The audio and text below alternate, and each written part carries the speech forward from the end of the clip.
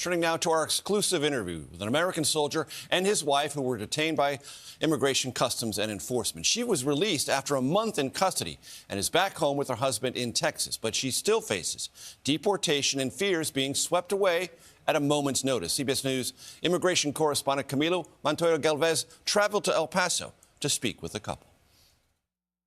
When you learned, Daisy, that ICE was going to release you, how did you feel? Ay, me sentí muy feliz. Very happy. Ni me lo creía. You couldn't believe it.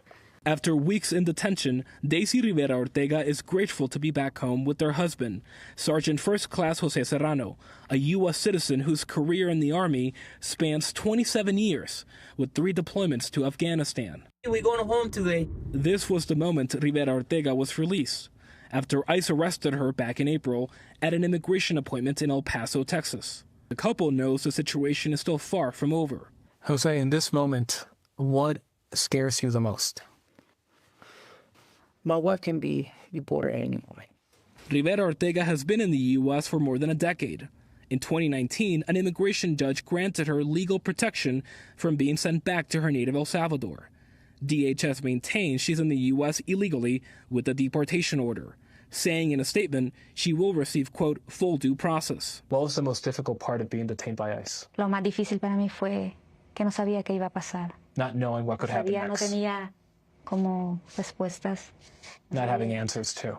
Democratic Senator and combat veteran Tammy Duckworth told CBS News she personally called the head of DHS asking for Rivera Ortega to be released.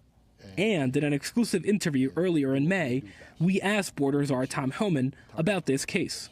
I will look into it. Okay. But officers have discretion in certain, who we prosecute, who we don't prosecute. For the couple, there are still more questions than answers.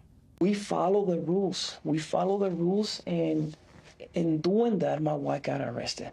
That is what my concern, that's what I feel that is not right with the process, no? But does it make you question your commitment to the military, to this country? No. Not at all. No at all. Sergeant First Class Serrano told us that he planned to retire from the Army next year in May after, again, 27 years in the military.